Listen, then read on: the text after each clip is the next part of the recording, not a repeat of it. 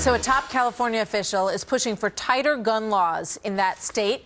Lieutenant Governor Gavin Newsom wants his initiative on the ballot next year. The proposal calls for these things: instant background checks for anyone who goes into a store to buy ammunition. Gun owners will also be required to turn in large capacity magazines, that's anything over 10 rounds, and they must report stolen weapons immediately. Newsom saying that this message, he believes, is one that should be heard by the NRA.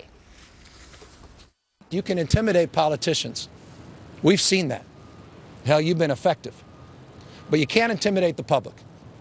That's why we're bringing this directly to the public.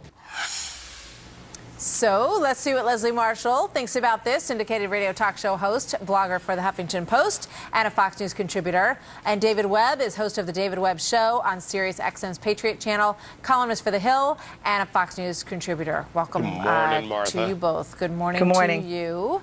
Leslie, let me give you take the first crack at this. Good idea?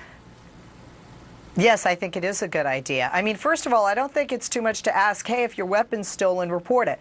Secondly, this is a state issue, and I would think David likes more power to the states. And speaking of the state, we in California, overwhelmingly, a majority here do support stronger and stricter gun control measures. One of the issues in the past that people have said with background checks on weapons is that criminals aren't going to go to a gun shop or maybe even a gun show, where many of us obviously still want background checks. But what about that ammunition? What about that bullet? If you have nothing to hide, why not support this? If one life is saved, isn't it worth it?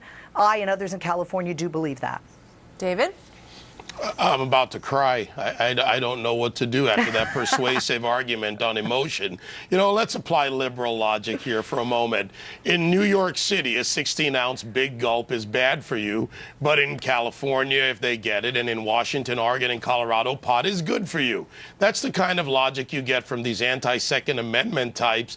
They did it in Seattle, by the way, in violation of state law, by passing a $25 tax on weapons and a 5-cent tax on bullets.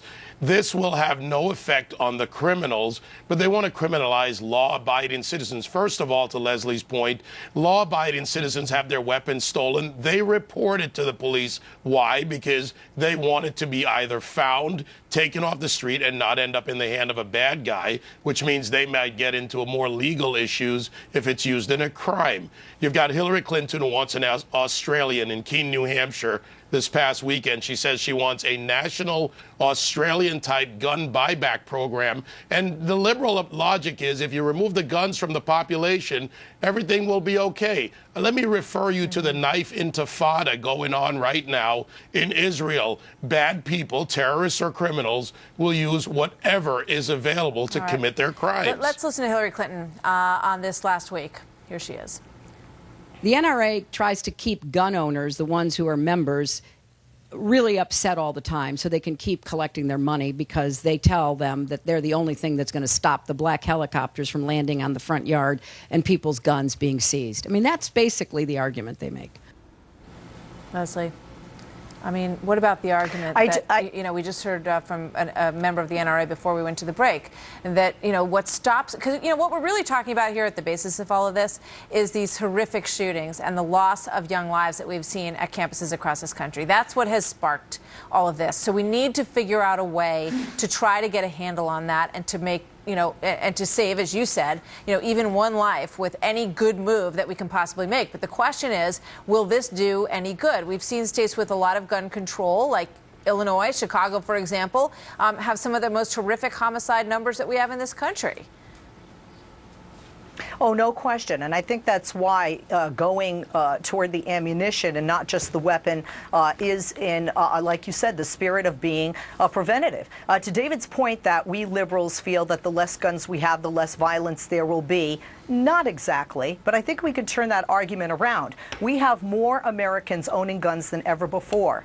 We have more school shootings, more massacres with a gun being used, and people, men, women, children, dying at the hands of that than ever before. So here in California, actually, that's again, reduced just according to the statistics. David, just a preventative measure. Final thought, David. We got to go. Final thought on this is the Second Amendment's going nowhere, and I want them to put it on the ballot in California. Let Californians have their say and reap what they sow. But the Second Amendment, sorry, Leslie, Hillary, the Crown Princess, and others, it's going nowhere. All right. Well, it is being put to the people's vote in the state of California, and we'll see what happens. Thank you very much. Thanks, Leslie. Thanks, David. Good to see you, Martha. Thank you.